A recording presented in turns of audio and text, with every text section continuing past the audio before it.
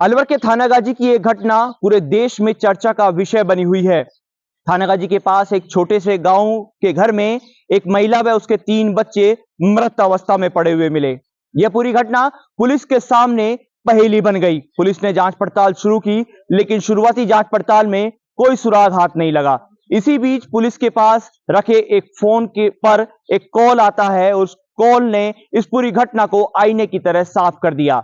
दरअसल इस मामले की जांच पड़ताल के दौरान पुलिस ने मृतक महिला मंजू के पति तेजपाल को हिरासत में लिया, उसके फोन को जब्त किया और उस जब्त फोन पर आगरा में रहने वाली एक महिला का फोन आया। पुलिस ने बताया कि तेजपाल पुलिस हिरासत में है और उसके 3 बच्चे और महिला की मौत हो चुकी है। यह सुनकर फोन करने वाली महिला ने फोन स्विच ऑफ कर दिया और अपना फोन बंद करने के बाद वो गायब हो गई। पुलिस ने मामले को गंभीरता से लिया।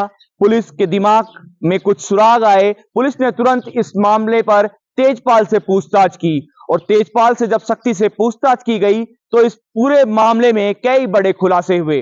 तेजपाल ने पुलिस को बताया कि फोन करने वाली महिला उसकी प्रेमिका है जो आगरा में रहती है और उसके साथ अस्पताल में काम करती है।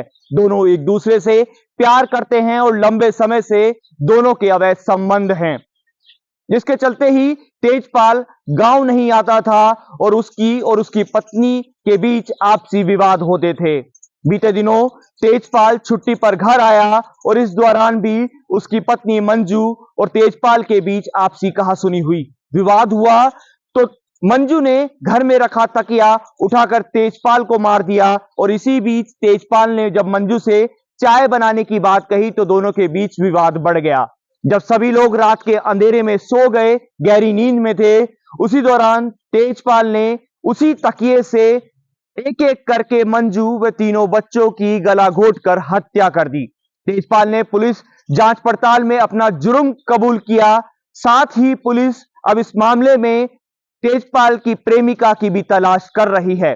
पुलिस ने साफ तौर पे कहा कि महिला को जल्द गिरफ्तार किया जाएगा। तेजपाल के कॉल रिकॉर्ड चेक किए जा रहे हैं। इतना ही नहीं, इस घटना ने पुलिस को भी हिलाकर रख दिया, क्योंकि मरने वालों में 3 बच्चे शामिल थे जिनकी उम्र 7 साल, 8 साल व 9 साल है। ऐसे में साफ है कि यह घटना बड़ी ही निंदनीय है और पुलिस का साफ तौर पर कहना है कि इस व्यक्ति ने अपने बच्चों की हत्या करते समय कुछ सोचा नहीं, उसके हाथ नहीं कांपे। तो ऐसे में पुलिस तेजपाल को सख्त से सख्त सजा दिलाने का भी प्रयास कर रही है। देखिए, ये जो घटना कारित हुई थी, प्रथम दृष्टया ऐसा लगा था कि ये सुसाइड है, परंतु जब वहाँ हमारी एक्सपर्ट टीम्स वगैरह गईं और जब पुलिस के अधिकारियों ने मौका मुआयना किया तो ये संदिग्ध लगा।